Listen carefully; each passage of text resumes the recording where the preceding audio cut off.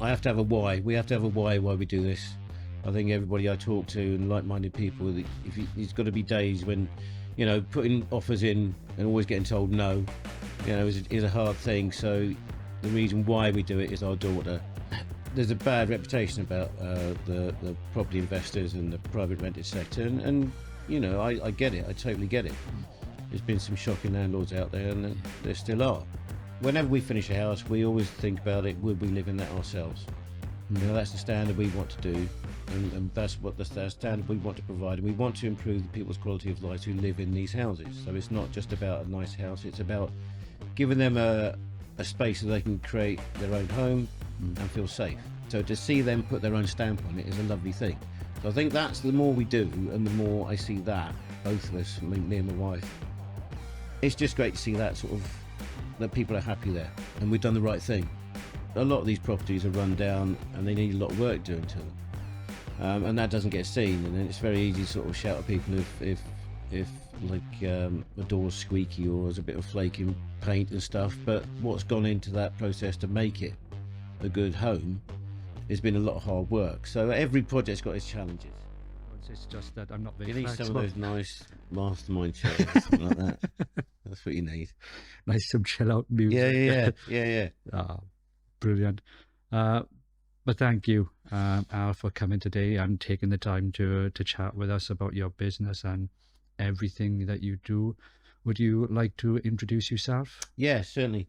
Well, thanks for having me along, Byron. It's No really worries. kind of you, and it's good to sort of come along and have a chat, really. Al Davis from a company called Seren Glas Properties. We take tired, rundown properties, we refurb them and rent them out to a high standard, basically to improve the people's quality of life who live in them. That's basically what we do. And what inspired you to start that? Well, I was a graphic designer in London and worked for big agencies, and then met my wife and came up to Cardiff eventually, went freelance, and it got to a point where sort of 2018, bills were coming in, but the clients weren't really there. And I knew I needed something to make a massive change. I needed that sort of, I knew something had to change, and my wife Anna sort of understood how good property was and what it could do for you. Just by chance, we saw a 3-day course. Went along and I googled everything before, and I thought, it's going to be a scam, it's going to be one of those things. And like the first night I was like, yeah, that's exactly what they told us to do. They're going to spend us money, and we're going to. So I was convinced it wasn't going to be for us, but I go along the next day. By the lunchtime the next day, I had that light bulb moment that this is what we have to do to change our lives. This is our chance to improve our future, and if we don't do this, we're missing out on massive opportunity. Didn't listen to anything else that afternoon, just thinking about what if I don't do this was, we'd regret it. And then, just took massive action, took a 2-year course with loads of stuff going on. And by January 2019, we bought our first property and we haven't looked back. And what was it? What was the point at that point that you were there and you were like, what it was that light bulb? What was it? Anything particularly significant that you thought, right, yeah, this is? Yeah, it was the opportunities, and to me it wasn't scary. I mean, it was always been my wife's passion about property, but if it was going to work, it was going to be me that had to do it, because I had the chance. I was still freelance at home, so I could go up and see properties and learn the trade in quite quickly. And it was literally just thinking about my daughter and our future, because I have to have a why. We have to have a why we do this.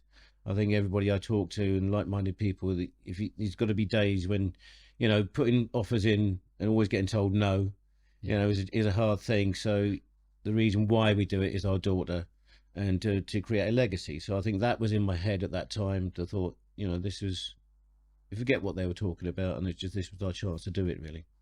Fantastic. I think that's one of the key things that people mistake, is that they have a passion and they have a why. And sometimes the why is much more important than the passion. Yeah. It's like with this job for myself, I'm passionate about video but it's not the why, because I know that it's going to be that you're going to get days where you're just going to feel like garbage Yeah. and you just want to chuck it in. Totally. So you have to go back to the why. And how's that working out for you? Yeah, I mean, I've been doing it, like I said, for 4 or 5 years now. And at the start, it was hugely important, and it is still massively important, because there are days when you sort of, sometimes I'm not viewing properties, so I'm desk bound and working in the house. And you can switch off, and you've got to realize that, to have those focuses, like, so we have our goals spotted around the house as well, for personal goals and for business goals, and it's just to be reminded constantly all the time why you're doing it and what you're doing it for. And was there any significant was there any influence or anything that shaped why you're doing this, like key influence? Yeah, I mean, we surrounded ourselves with mentors at the start, people who sort of done it before, but good people. There's a bad reputation about the property investors and the private rented sector, and I get it. I totally get it. There's been some shocking landlords out there, and there still are. So we feel, by mixing with the right people, we understood that quite early on we wanted to do it for the right reasons. But also, I started working with a business coach a few years ago, and it was really through working with him that I realized what the passion we had about helping people. We were doing it, but it didn't occur to me why we were doing it. So it was just having that focus then to realize, we care about the people in our properties. And that's become our focus now. So it was that sort of instance that really sort of brought it home to us. And that passion, that the helping of the people, what does that look like? So when you like get a house, how does that start, and then how does that then go in from you acquiring that property to the renovation and to the person actually moving in? What is that process like? Well, we either get properties through estate agents, or we've gone direct to vendor, where we've seen an empty house and just found out, or someone's looking to sell a house. And we always, whenever we finish a house, we always think about it, will we live in that ourselves? That's the standard we want to do, and that's what the standard we want to provide. And we want to improve the people's quality of life who live in these houses. So it's not just about a nice house, it's about giving them a space so they can create their own home and feel safe. So and then it could be a long process between getting a house and getting into ripping it out and breaking it apart and then make it all lovely again. But I've got a really good build team that have, they're always busy, but they'll always make time to do our properties and our projects, and they'll always come through with the projects on us and have a look at them before we even offer as well. So it's about building those relationships with them is so important as to everything else. I think there's a massive stigma with renting, especially lately with the like other landlords and everything. And what I just picked up on is the thing that you said about making people feel safe. Yep. Because sometimes when you hear the word renting, you don't always associate it with safe, because you could have it for a year and then you're asked to move on. How does that play? Because safety for me is like this property, we're renting it now. Yep. So I'm in a similar boat. I can't afford to buy a house. The mortgages and the down payment is crazy. So what does that safety, what have you experienced with people that have had your properties? What does that safety look like for them? Well, we always encourage feedback and communication, and to make sure that when people move into our properties, there's always a welcome pack there for them. There's always a little gift box of stuff to keep them going. Maybe they've just, because if you move into a house, you're unpacking, you're doing lots of stuff. So try and make people feel as welcome as possible. And it's also about that two-way communication between, we want them to we want to be able to act if there's any maintenance issues, but they're always going to be little things like taps not working or a broken handle. So we try and do that as quickly as possible and efficiently as possible. And it's just making them sure that that's their house. So, we've had tenants and contract holders now saying, can we put wallpaper up?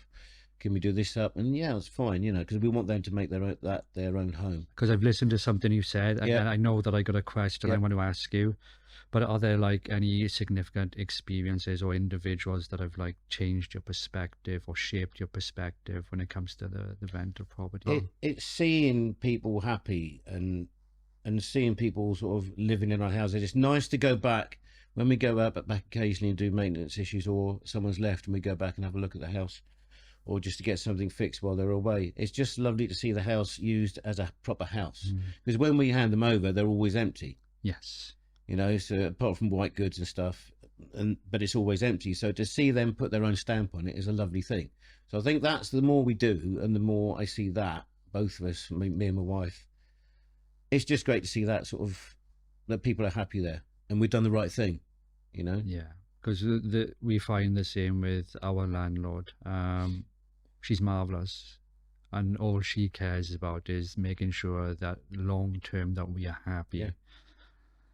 And it is nice to hear, because one of the things that you often get worried about is putting too much of your own stamp in a rental property, Yeah. because in the mindset it's not yours. So it's like, how far? Well, we learned, that's why our first property was so important. We knew we'd learn by doing that, you know, and it was a very much a case of, we went into it and thought, oh, let's do this, do that. And my builder's in the background saying, don't need to do that. You know, and you learn, you know, you learn. And so now that we always make sure it's handed over in the best quality, but there are things that, yeah, we could spend millions on little bits and pieces that it just wouldn't be beneficial really. So yeah. I find that with DIY is sometimes it's not the biggest jobs that cause you the most headache. No, it's the stupid yeah little details. Yeah. And I hate DIY. When I saw some of your photos that was on LinkedIn, for me it was just like, that was an absolute nightmare.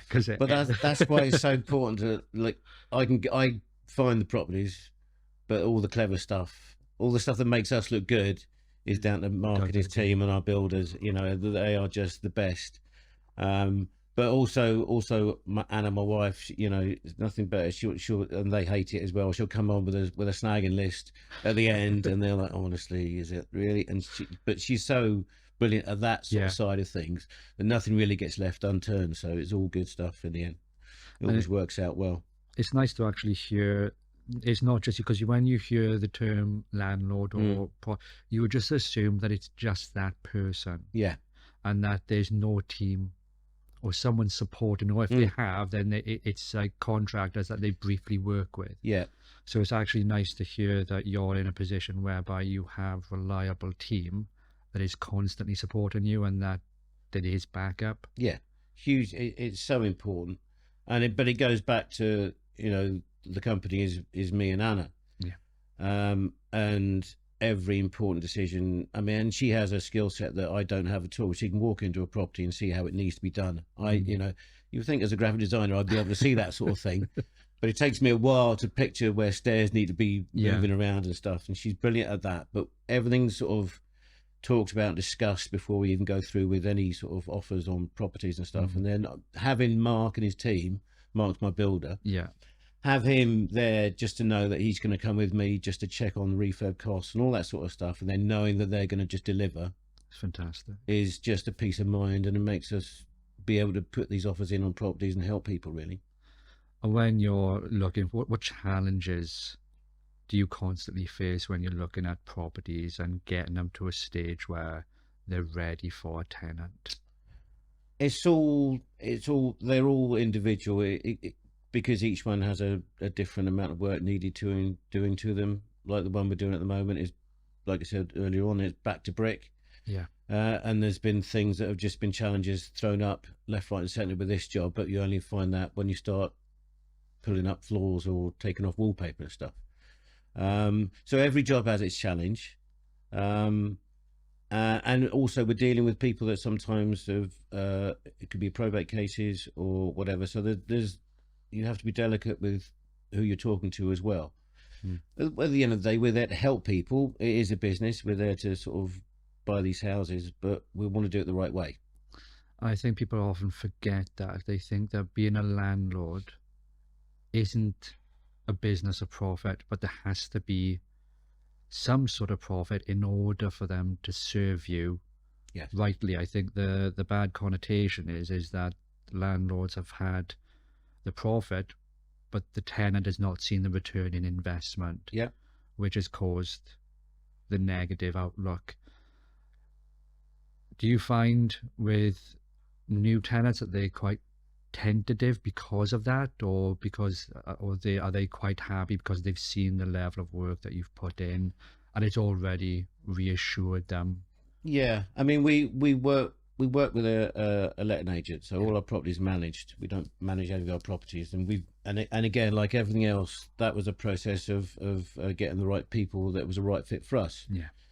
It's like investors; we only work with the people who share our value and vision. You know, that it has to be the right sort of way of working. So anybody who comes to our properties is gone through with our agent, and because our agent knows us so well, they can tell them how the property is going to be and what they expect, what we expect from them, and how we can help. So that's sort of cleared up before they move in, hopefully. Fantastic. And has there been any particular property where it was hard work, but then at the end of it, you felt like, yeah, that was a bloody good triumph, and I was really happy, and the outcome has been Yeah, fantastic. nearly every job we've done. Which is, Because, like I said, everyone has its challenges. I mean, we've done a couple of properties back to back when they were next door, and the gardens were literally a jungle. You know, I was scared we were going to lose people as we're going in to fix it. But and it's what people don't see is all the hard work that goes in behind the scenes. Like a lot of these properties are run down and they need a lot of work doing to them, and that doesn't get seen. And then it's very easy to sort of shout at people if like a door's squeaky or there's a bit of flake in paint and stuff. But what's gone into that process to make it a good home has been a lot of hard work. So every project's got its challenges, you know. and I find that exactly the same when I'm doing something. It looks like a simple job, and then I'll start getting into it, and I realize it's much, much more complicated. And what I thought was going to be 5 minutes, it's perhaps taking me a day. Yeah. Stupid things, Yeah. like putting the curtain pullers up. Yeah. You'd think, oh yeah, that would be simple. Jobs are simple, but until you start doing it, I do that all the time in the house. Yeah. And I can't stand plaster pour. I know it's unnecessary, but I'm crap at drilling into it and putting the plug in properly without making the hole massive. I'm crap when it comes to no. I've done the same thing. I mean, I was rubbish at it until we had to sell the house I was living in London to move up to Cardiff, and we learned. It was like with everything, you learn the more you do it. So, and I'm a bugger for not taking my time over stuff. I hate you. But with DIY, you have to, and you have to do it properly. So it's all in the prep, and it is. I know I keep saying it because I know that the adage is right, because everything that I do with like either the video or everything, I do a lot of prep, and it makes this part easy. The same with us. You know, every property we do, every offer we go and put in, we look at the houses as much as we can. We've got an idea of what it's worth because we always work backwards. So we always know what that house is worth done up before we even put an offer in. Yeah. So we always work back from that. We take our refurbs off and our angel investment, all that sort of stuff comes off. So it's all due diligence.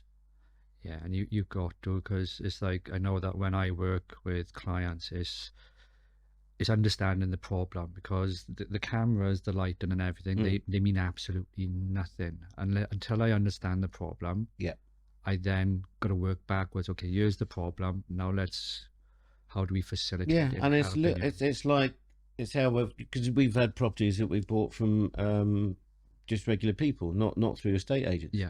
So you're getting to know them, and you're just basically there to see how we can help them, what their problem is, what their pain is, and it's just taking that time to invest in sort of talking to people and understanding what they want really, and how we can help. And how do you feel like your business, or what do you feel like the impact is that this has on the communities and the people that you've helped with investing in property and the homes that they've given? It's community based. It's all aimed to grow the community, because every property we do, we get to know the neighbours, we get to know the people in the area. I mean, my build team are there. They're loud. but they're friendly. So you know, we get to know people around us, and especially what I've learned because we invest predominantly in the valleys. Yeah. And it's huge community base there, and it's just brilliant for me coming from London, who never experienced any of that. My wife grew up in Grangetown and Cardiff, and it was a little bit like that.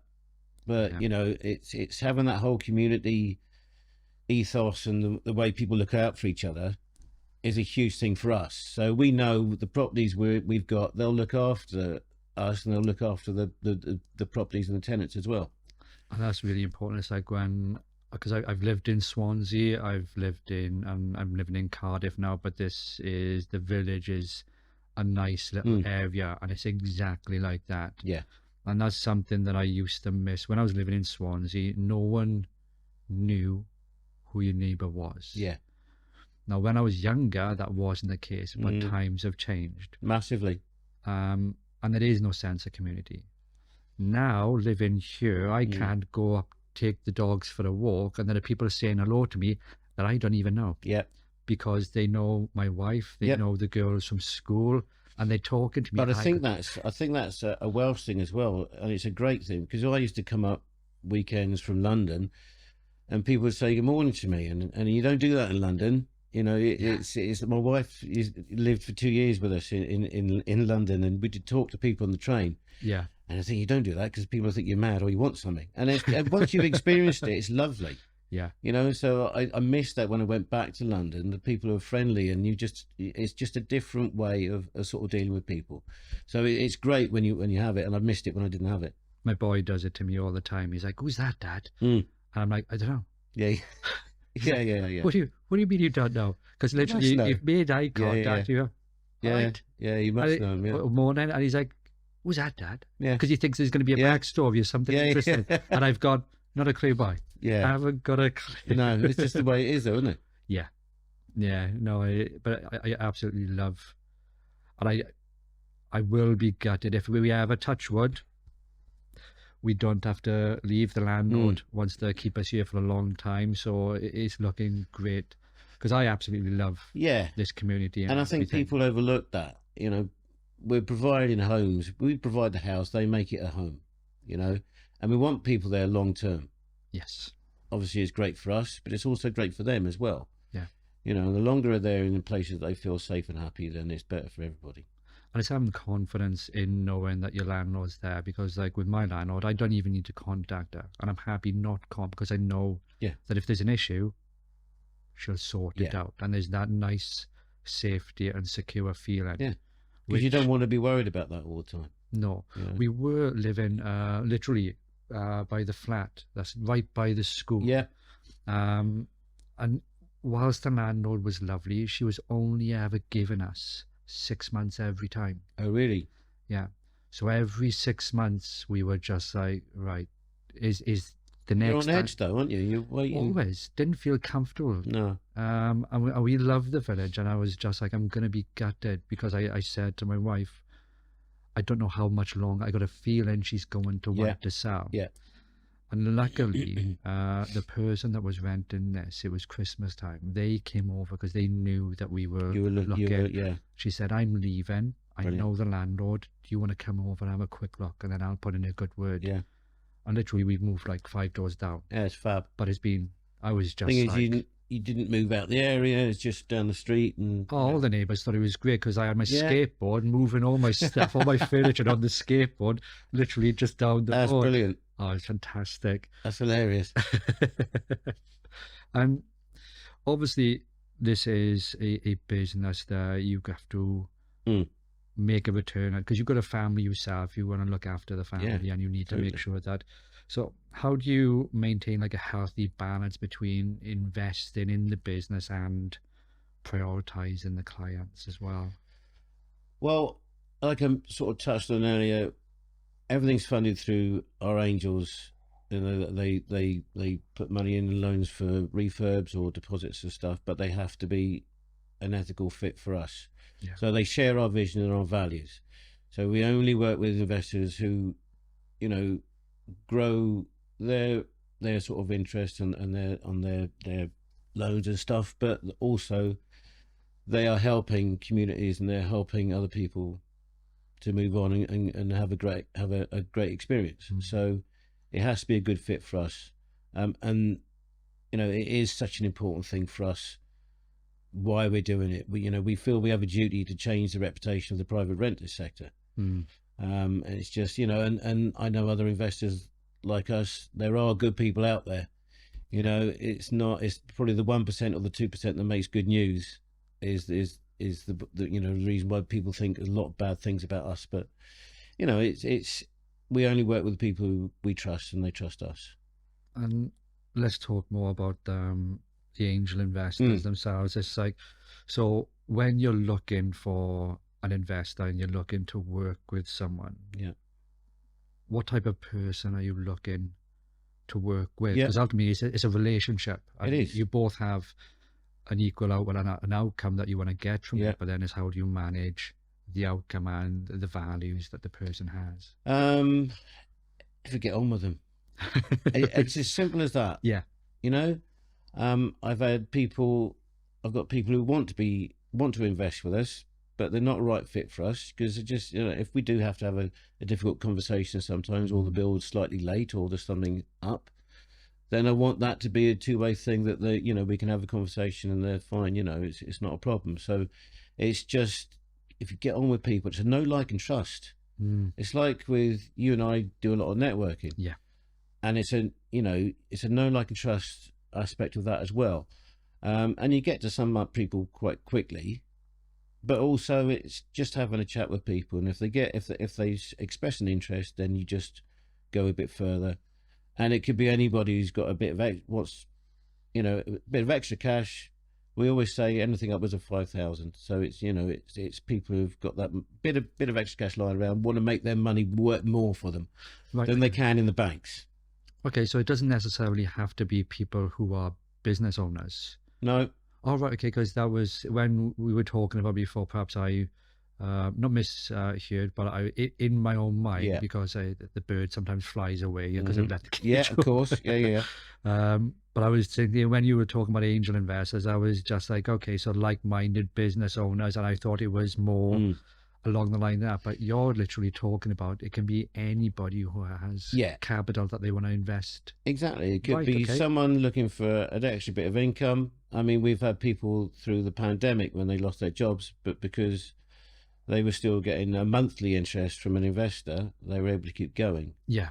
But also business owners, because they have a bit more capital. But it's just people who are looking to get a bit of extra cash, because we're not talking about high net worth individuals. We're talking about, a 20,000 loan to us will give you a 1,600 quid back in 8 months. That's not bad. Rather than probably 300 quid over 12 months in a bank. So it's just people looking to make their money work better for them, no matter how big or small that amount of money is. And that's the financial gain, but then you're also looking at it from a humanitarian point of view, that yes, I'm making a bit of money back through the investment, but I'm also helping a family. Exactly. And you don't get that with a bank. Once your money, the only person that you're helping is yourself. Yeah. And if you're the type of person then who is wanting to help someone, it's like a double-edged sword, because then whilst you've invested in the bank, you're then going to still find a way to invest in people. Yep. Because you have that humanitarian approach. So that it just makes sense to. Yeah. I mean, that's we're lucky to have sort of got a group of people that come back again and again, but because they get a good feeling, because we get a good feeling of what we're doing, and they see it as well. So they're getting a decent return, but they're also helping people, which is, a win-win for literally everybody. And it must be nice for them as well, because I know that investing is something that I need to look into for the future. But it's one of those things where when I hear the term investment, it seems cold. It's not something that I look at and I go, no, that's something I can warm to. No. But actual helping people and having a return on investment. Yeah. Now that's a nicer way to think about it. I did something the other day. I posted something, and a contact of mine said it's just so nice to have someone like that. You're not like a normal property investor. because it doesn't go along with that. You know, we have that reputation, and like I said, it's been earned by a lot of people. That's not us. So when they find Yeah. out that we're doing it, we are making money and we're helping other people to make money, but we're also helping people while we're doing it. Because I know that when we first met, you felt a little bit uncomfortable saying that you were a property investor. No, I avoided it. I think, you know, and it was only talking to you, and it was you said to me, well, what is it you do? What is it you provide? How, you know, and it was literally a conversation that we had that changed my outlook, and it's made it so much easier for me to talk to people, because I just say we help people through giving them high standards of homes to live in and improve their quality of life. And that was a 5-minute conversation between you and me, because I hated the word property investor. Yeah. And I still do. Yeah. But I don't use it anymore. No, you don't have to be. And it's funny, we were on the call this morning to do with network, and it's all one of the things that they asked me to give like a 2-minute tip, and it was about positioning. Yeah. And it's exactly that. Sometimes it's positioning your service or your product in a way that resonates, and that doesn't necessarily have to resonate with the audience, but does it resonate with you? Do you feel comfortable saying I am? Yeah. And if you don't feel that, then I struggled with that for a long time, and you know, it was that conversation you and I had that changed it, and it just, you approach it from a different perspective. Like you said, it's all positioning. Yeah, because it's the same with me. When I started this job, I was just like, right, okay, so I'm going to be doing video, and then I was like, right, I'm going to be a videographer, and it didn't sit right with me. No. Because I was like, right, okay, that just implies that my service is being hired just to shoot something. Yeah. And that's not what I do. No. I solve problems. So then I had to look into what it was that I felt comfortable with, and being a media production owner is where I'm happy, because it encompasses a lot of things. I'm hopefully solving problems for people. But I never felt comfortable just saying that I'm a videographer. And sometimes when someone goes, oh, this is my videographer, a little bit inside me, like a little fairy, just dies. Yeah, no, I know. I totally get it. And it's like, I have that as well. You know, people introduce me as an investor, a property investor. I just, you know, when I was on the courses, there were people in 3-piece suits and this flash Harry sort of, this whole, you know, I remember the first guy who got up and talked to us, and it was a course called Momentum, and it was all about geared to getting you going and stuff. And he was the old school investor, done this, done that. I got them to make this money and blah blah blah. And it was like we were staying at a hotel or whatever it was that evening, and Wolf of Wall Street was on. I said to my wife, "That's what we're looking at. That's what these guys are." I've never seen that. Have you not? I've not. I've seen like little clips on TikTok and other things. Don't watch it, because it was like that's what they're like on stage, and I don't want to be like that. I don't want to be one of those. No. You know, I'll sell my house to make millions. It's just, you know. So it didn't sit, even back in the early days. It didn't sit right with us. We wanted not to be that sort of person. And it's really hard. I mean, it's not hard to come to terms with that, but then you've identified a problem within where you sit, and where the landscape sits. So the landscape of property investment, and this is the perception. I want to do it, but I don't like what I'm seeing. Yeah. So now, I'm not trying to change the industry, because I think that might be too big of a beast to tackle. Change the reputation. But change the reputation. And you are the reputation. 100%. You know, and like you said, I do know a handful of investors that are like-minded, like us, that want to do it the right way. And, you know, I've seen some horrendous videos of properties left when the contract holders have gone. Yeah. You know, but that doesn't get shown. That doesn't get that's not good news. No, we do shy away from sharing the ugly stuff, whether it's vulnerability or whether or not we don't want to be accountable. Exactly. It's turn a blind eye to it, and it doesn't affect us, and it's easily swept under the carpet. You know, and people don't tackle issues like that. People are it's very easy to turn away and focus on something else and forget it's even existing. move on to the next project. Yeah. I'll do better next time. Yeah, and you won't, and you don't. No, because you never learn from your mistakes. We're dealing with people. That's the difference. We see people. We're not just dealing with houses. We're dealing with people and helping them improve their quality of life.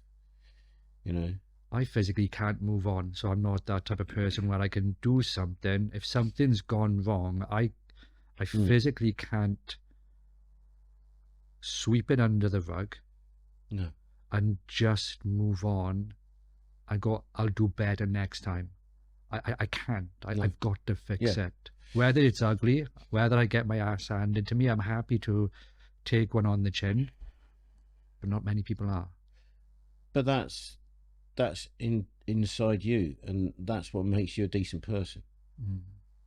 Good parenting. I mean, I don't remember all the things that my parents taught me, like all the individual words and everything. But that instillment of, you own your mistakes, you face up to it, and then you move on and you learn from it. But don't turn a blind eye. Yeah, and that's you've got to keep doing that. It doesn't come naturally to a lot of people. And it's like with everything, you've got to work at it to make it a natural fit. So how do you, like when you're doing the properties, and do you show the ugly side? Because I've seen some of the LinkedIn posts, and then you showed some of the starting points, which I thought was fantastic from a social media perspective, because it gives insight into, here's what we're dealing with, and it's great to show the ugly side. Yeah, well, people don't see it. Like I said earlier on, you see the nice house at the end, but there's been a lot of blood, sweat, and tears and brick dust to get to that point in the first place. So I think, and the amount of times I show people, and people are genuinely interested. I mean, Homes on the Hammer is one of the, everybody loves that program. And everybody loves that. Yeah, exactly. So it's seeing a transformation. I remember once, and this is the only reason why I hate DIY. Why? Because it takes so long, and because it gets messy so quick. Yeah. And it's not that I shy away from it. It's just like, what have I let myself in for? Yeah. I was replacing a bathroom. I had the idea that I was going to take the old tiling down, was going to sort the piping out, and then we had a new toilet. So I gutted it. And then I started. Good stuff. I wouldn't even gone that far. But here's the thing, I couldn't get the toilet out, right? Right, okay. The screws were so seized that they, and I spent about an hour. Yeah. And I got into such a temper with this toilet. I turned the water off just before I carry on, and it was all empty. I got downstairs, I got an hammer. Well, you smashed it. I smashed it. Yeah. 2 seconds later, after I'd done that, my body goes, you need a toilet. Yeah. And I needed to go to the toilet. And I'm standing there. Looking at this rubber of where the toilet used to be. I got a hammer, and I'm just like, Christ's sake, I gotta go to the toilet. Yeah. Luckily, there was a Tesco's across the road. So I had to lock the house up, go to Tesco's, pretend to do a bit of shopping. That's crazy. Yeah, so. Lesson learnt, though. Yeah, so never take an hammer to a toilet. Yeah. Jeez. So what are the visions that you've got for the future of Seren Glas? Yeah. And what do you want to see happen? Well, we've got something in place called a lifestyle home rental program, and it's something we put together that all our tenants sort of just become part of by living in our houses and becoming our contract holders. And it's got 4 values that we make sure that everybody lives in secure accommodation, all that sort of stuff. But we also future planning. So we're trying to do things that probably aren't the norm at the moment. We've got ideas for home swaps, which would be the properties we have. If a tenant wants to move in a different area, say a job is somewhere else, we've got a property in that area. There could be a swap instance. That's a long-term future plan. We want to get as many properties. We want to help as many people. So it's an ongoing process. I mean, someone asked Someone asked me the other day, when would you stop? I said, well, I'm not going to stop. There's no point to stop. It's just as getting as many houses, as many properties, and as many people we can put in there and help them. Then that's what we're going to do. Because we are in a market right now where people are struggling. It's shocking that they're building 1-bedroom flats where people are desperate for 2-3-bedroom houses, and it's a crisis that has been on the cards for such a long time, and it's getting worse and worse. And there's a huge problem out there, and there's some people, I worry for people because there are, and we try and get empty houses. I've got 25 letters out to empty houses sitting there, and they've been there for about 2-3 years. Nobody knows, I know the owners, or the owners live at supposedly that's their address. So there's 25 houses out there that I know of that could be given over to someone who needs a house. So we feel we have a duty to get those properties back to people who deserve them.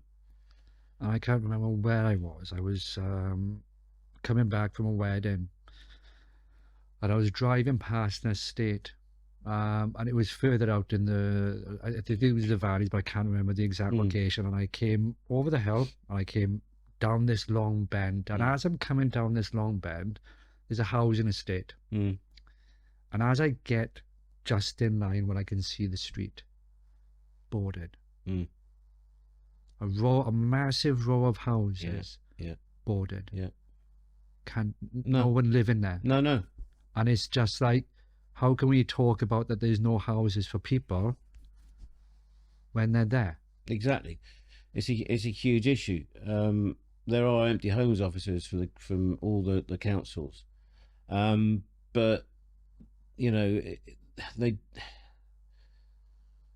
could be done a lot better, and it could be made more accessible to people.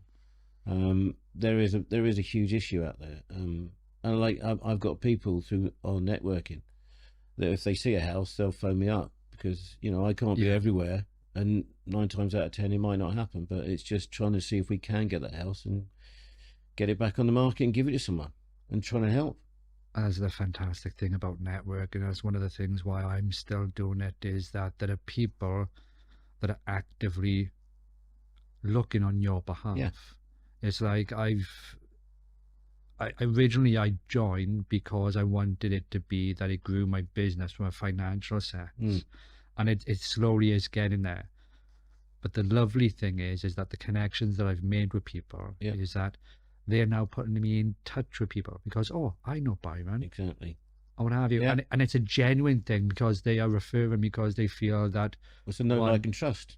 Yeah. And it's the like thing. Yeah, exactly. We were talking off camera about how important networking is, and stuff that, I've got a group of people that I could never have done that on my own. It's just going out and meeting and talking to people. So the people I know now are brilliant, and they've helped me, and they'll continue to help me, and I'll continue to help them. And it's like, I was in another networking meeting, and Carl from Ignite, he said, I'm going off now to a meeting with someone.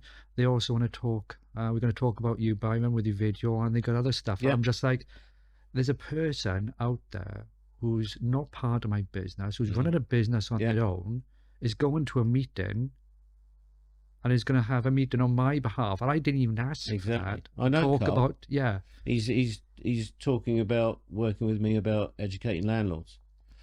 So it's that unseen thing that I would never have known about it if I just not took that. It's not for everybody. No. You've got to push yourself sometimes and do things that make yourself uncomfortable. This being one of them. It's not easy doing being on camera and doing a podcast, and so and generally I'm grateful for the people that come on, because people just don't like being on. Well, I was doing a bit of research yesterday, watching some of the videos, and my wife walked past and I said, I'm just prepping for tomorrow. She goes, "Is it was a video?" And I went, "Yeah," and she went, because she hates that sort of thing. So I was like, well, yeah, it's not my ideal, but it is what it is. And I don't, because the thing is, it's my why, isn't it? And why we're doing it. It's not just my why, but it's the people. And I want people to know why we're doing it. Yeah. And I can't do that by sitting behind my desk. So. And it's bridging that gap. It's like when I said earlier about what you were doing and then the landscape that you're in. And it's the same adage of, now that I know what I'm doing, how do I communicate? Yeah. Because there's always a bridge that has to be, Yeah. or the gap that has to be filled, and how do you do that? And I'm enjoying providing a platform Yeah. for people to just come on and talk about their business and share their experiences, Yeah. you know, and get their message to Well, provide that platform. Like I said, a while back, I was working with a coach, and he said he learns so much from the people that he helps. Yeah. You know, and it's a great thing. You know, I mean, you've helped me so much in the past already. Like I said, I touched on earlier. So it's just, you know, you would never have done that if you hadn't put yourself out and gone to these networking meetings and seen people. You just don't know what you're going to find. And go into these meetings in person, I was nervous because you do feel like I still got imposter syndrome, and I'm getting there, because you are going to this and you're thinking, right, okay, I'm meant to be the expert in, and I'm still finding my bloody yeah totally. But it's the networking side of it. It's because I can just sit down on my PC, and if I never networked, I'd be lonely. Yeah. I'd have no one to talk to aside from the clients and perhaps the lamp or other inanimate objects. Yeah. You know, it can be a lonely place. So it's really nice to actually be able to talk to other business owners. You share the burden as well. Oh, God, and the stuff you learn, and you know, it's just, I've learned. I mean, I preach it. Every day's a school day. Oh God, yeah. I'm happy making mistakes. I learn quicker making a mistake than I did from getting anything right. Yeah. Oh, I go into schools now and talk to kids about entrepreneurship and making mistakes, and if they don't know what they want to do, it doesn't matter, because they've got the chance to change, but it's down to them. Yeah. And it's taking action, it's surrounding yourself with the right people, and looking for opportunities. You know, and it's that simple, but you know, and it's just nice to be able to sort of talk to these people and just make them feel as half of them don't know what they want to do. No. But it doesn't matter. I mean, I did. I was always going to be something in art and design. Yeah. But look at me now. I mean, you know. I wanted to go into photography. Originally, I wanted to go into photography, but I did so crap in school because I hated school. So I went to college, and they said, right, in order to get your grades up, you've got to do like a supplementary course just to build you. Right, okay. So, and they were like, well, what do you want to do? And I was like, well, what's available? And they were like, oh, we got IT here. I'll do that. But then I enjoyed it so much that I fell into IT. And I stayed away from photography and video for 10, 15 years. Wow. I went on to be a technician and then a software tester. But then I turned 40 and I was just like, I've had enough. Yeah. I've had enough. And now I've come full circle and I'm going back to video. Yeah. So, and I'm 44, and you can change at any point. You're not defined by your age. It's just your attitude. And through networking, I've met so many people that through the pandemic totally changed their businesses. And that's inspiring. And there's so many of them. Yeah. So what you know, but you add a training so you can fall back on it as well. So, you know, there's lots of things. And I still do design work. You know, I do all the promo stuff for the business. And I still do people's logos and bits and pieces. So, and I love it. That's, you know, I think, but the thing is, I used to look at things with a design head, and like look at the spacing in those letters and stuff. Now I'm looking at roofs and properties. It's funny, but everybody can retrain or change. You don't have to be stuck doing the same thing. And it's important to do different things because it gives you a better perspective of how to tackle a problem. Because if I simply just would have been a photographer, I wouldn't have been as analytical as I am now. Yeah. And I look at problems and I don't look at it so much from a creative perspective. No. Sometimes I go into my, right, okay, if this happens, how does this work? But you're adaptable, and you can change that aspect and the way you approach stuff according to what you need. Yeah. You know, I mean, I would have, you know, doing property has changed me as a person fundamentally for the best. Yeah. I mean, it's made me such a better version of myself. I mean, I'll talk to anybody. My wife thinks it's hilarious that I wouldn't say boot to a goose before, and wasn't a great lover of meeting people and stuff. And now, you know, it's totally changed me. It's made me think about being a better version of myself, It's about meeting people. It's about helping others. And if you're the best version of you, you're only going to benefit the people around you. And You know, it's important to know that change doesn't have to be big. no, It's just make small changes. yeah, totally. Fantastic. So for people who are interested in what you do, like with angel investing and everything like that, what's the best way to perhaps get in contact with you so that you can talk through them a bit more? We're all over social media, LinkedIn, Insta, and Facebook. Just Al Davis at Seren Glas Properties, or just getting in contact. I mean, I will always say I'll talk to anybody about any property issue as well, because I've had angels come through that as well. I've gone and helped them with properties that they were trying to get rid of, and then you get to know and understand people, and you share that sort of relationship then, and they become angels and stuff. Or I'll always help people with property. Fantastic. Thank you for spending it's been time. a pleasure. It's been really, really good. I'm really glad that we were able to get this sorted, because I appreciate that your schedule's really, really busy, because you've got a house you're looking at now at 3 I've got o'clock. a house this afternoon and 3 more on Friday morning. So Busy boy. Yeah, busy. All good though. Brilliant. Oh, thank you for coming on. Pleasure, mate. Thank you very much. There we are. Are we done? Cool. Done. Perfect. Nice one. Was it all right? No, that was great. It was. I'll tell you, if it had gone a bit longer, I was like, I could feel my stomach is grumbling. I was thinking, oh God, I'm gonna say something really good, and I'm gonna go this.